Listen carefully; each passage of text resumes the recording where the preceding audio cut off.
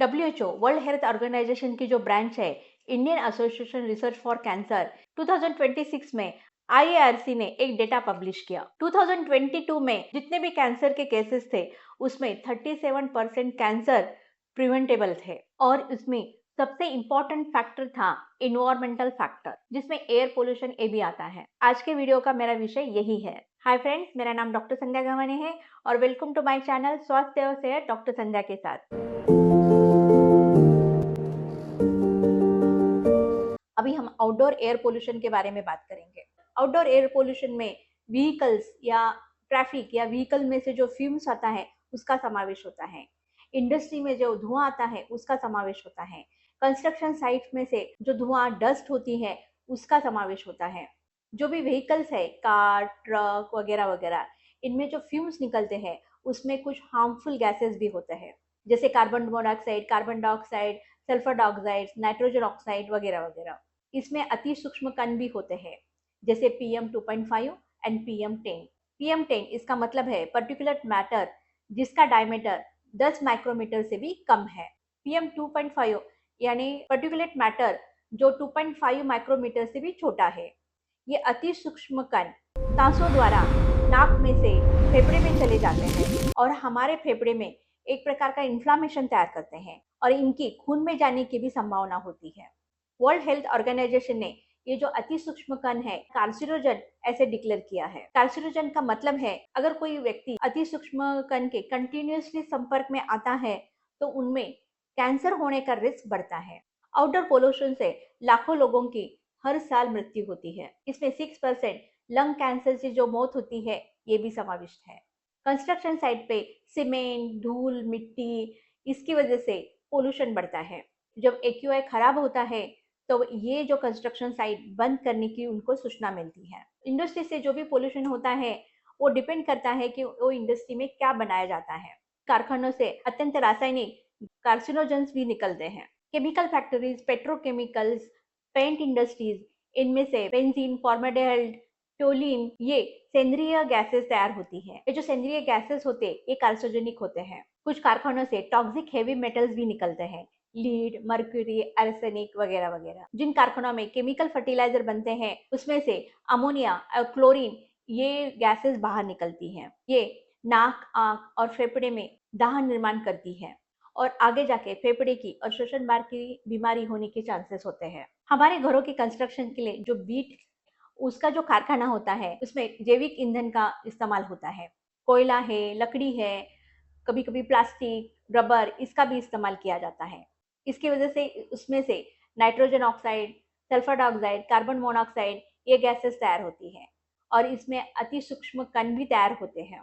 जो पारंपरिक बेकरी होती है उसमें भट्टी जलाने के लिए लकड़ी, कोयला इसका इस्तेमाल होता है और इसकी वजह से उसमें अति सूक्ष्म कण भी होते हैं, साथ में वोलेटाइल ऑर्गेनिक कंपाउंड्स भी निकलते हैं और ये हवा में फैल के एयर पोल्यूशन करते हैं।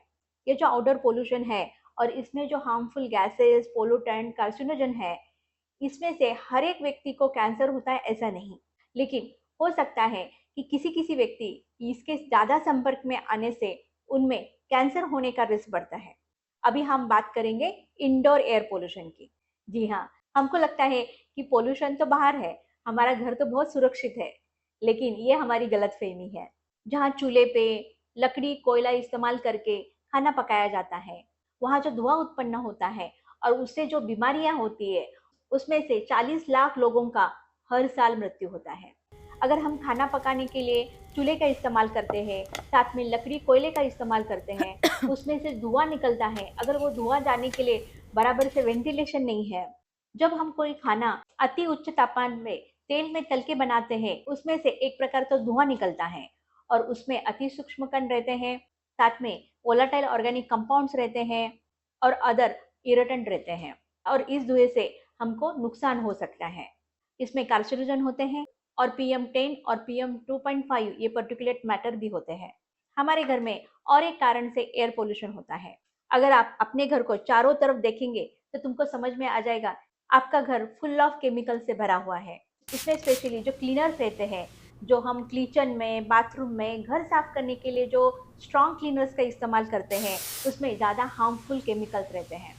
जब हम सरफेस ग्लास क्लीन करने के लिए स्प्रे करते हैं, उसमें से जो पार्टिकल्स निकलते हैं वो सांसों द्वारा हमारे नाक में से फेफड़े में जा सकते हैं, जिसमें ब्लीचिंग है, अमोनिया है, क्लोरीन है। ऐसे जो टॉयलेट क्लीनर है वो इस्तेमाल करने के बाद उसमें से अमोनिया, क्लोरीन, ये हार्मफुल गैसेस निकलते हैं और ये भी हमारे फेफड़े को इरिटेट करते हैं। हम जो फ्लोर क्लीनर यूज करते हैं उसमें आर्टिफिशियल फ्रेगनेंस रहता है। ये जो आर्टिफिशियल फ्रेगनेंस होता है वो वोलेटाइल ऑर्गेनिक कंपाउंड्स रिलीज करते हैं। इसके हम दीर्घकाल संपर्क में आते हैं तो इससे हमारा नुकसान हो सकता है। अब ये सब बातें सुन के आप टेंशन में आए होंगे। मेरा ये वीडियो बनाने का उद्देश्य आपको डराना नहीं है, तो सिर्फ सावधान करना है। क्योंकि हम कारखाने बंद नहीं कर सकते, कंस्ट्रक्शन बंद नहीं कर सकते, व्हीकल्स, ट्रैफिक को नहीं बंद कर सकते। इसका हम सिर्फ प्रिवेंशन कर सकते हैं। इसमें से अपने आप को कितना सुरक्षित रखना है ये डिसाइड कर सकते हैं। तो चलो इसी के बारे में बात करते हैं। हम आउटडोर पोल्यूशन को कैसे प्रिवेंट कर सकते हैं। किसी किसी को सवेरे उठते ही मॉर्निंग वॉक, जॉगिंग करने की आदत होती है। जॉगिंग करने के लिए आप नॉर्मल रास्ते के ऊपर जा रहे हैं या हाईवे पे जा रहे हैं, ये पहले जांच लीजिए वहाँ की एयर क्वालिटी कैसी है। इसको बोलते हैं AQI, यानी एयर क्वालिटी इंडेक्स। अभी इसका कैसे पता चल जाता है? आप अपने स्मार्टफोन में गूगल सर्च में ये डाल सकते हैं कि AQI नियर मी, तो आपको पता चल जाएगा आपके आजू बाजू में, आपके सिटी में कितना AQI है। या वेदर एप्स रहते हैं उसमें AQI का पता चल जाता है। अभी कौन सा AQI हार्मफुल है ये हम देखेंगे। 0 से 50 के अंदर रहता है तो एकदम अच्छा है, 50 से 100 तक है तो सेटिस्फैक्टरी है, 100 से 200 तक है तो मॉडरेट है, 200 से लेके 300 है तो पुअर है, 300 से लेके 400 है तो वेरी पुअर, और 400 से लेके 500 है, इसका मतलब है बहुत खराब AQI है। और इसमें एयर पोल्यूटेंट या कार्सिनोजेंस या हार्मफुल केमिकल्स होना स्वाभाविक है। अगर आपको जॉगिंग के लिए, एक्सरसाइज के लिए भी जाना है तो आप खुले गार्डन में, पार्क में चले जा सकते हैं जहाँ पर बहुत सारे पेड़ हैं। जब पीक ट्रैफिक आवर्स रहता है उसमें आपको बाहर नहीं निकलना है, क्योंकि ये AQI बहुत खराब होता है। अगर AQI खराब है और आपको जाना जरूरी है तब आपको N95 मास्क यूज करना चाहिए। N95 मास्क PM2.5, ये अति सूक्ष्म कण से आपको सुरक्षा देता है। अगर एयर क्वालिटी खराब है, आप कार से जा रहे हैं तो आपके कार के विंडोज बंद होने चाहिए। साथ में आपका AC का मोड रिसाइकल में होना चाहिए। इसका मतलब है कि बाहर की जो पोल्यूटेड हवा है वो कार के अंदर नहीं आएगी। आपको हर दिन बस में, ऑटो में घूमना पड़ता है, तब सिर्फ रुमाल, स्कार्फ, इससे आपकी सुरक्षा नहीं होने वाली है। उसके लिए आपको N95 मास्क को यूज करना जरूरी है। अब ये हो गया आउटडोर पोल्यूशन के लिए। अब थोड़ा घर के बारे में भी बात करते हैं। घर हमारा साफ सुथरा होना चाहिए। डेली आपके घर में डस्टिंग और वेट मॉपिंग होना चाहिए। जब झाड़ू लगता है या डस्टिंग होती है तब मास्क का उपयोग करना चाहिए। आपके घर के क्लीनिंग के लिए आप baking soda, vinegar, lime juice, इसका इस्तेमाल करके घर साफ कर सकते हैं। आपका किचन का वेंटिलेशन अच्छा होना चाहिए। किचन में चिमनी होना, एग्जॉस्ट फैन होना बहुत जरूरी है। जब किचन में खाना बनता है, स्पेशली ऑयल में खाना बनता है, तब एग्जॉस्ट फैन का इस्तेमाल करना बहुत जरूरी है।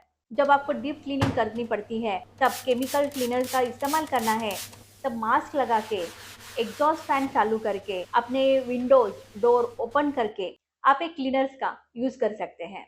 घर में अगर आप अलग अलग तरह के इंडोर प्लांट लगा देते हैं, जैसे स्नेक प्लांट है, जीजी प्लांट है, स्पाइडर प्लांट है, तब आपका घर का एयर पोल्यूशन कम होता है।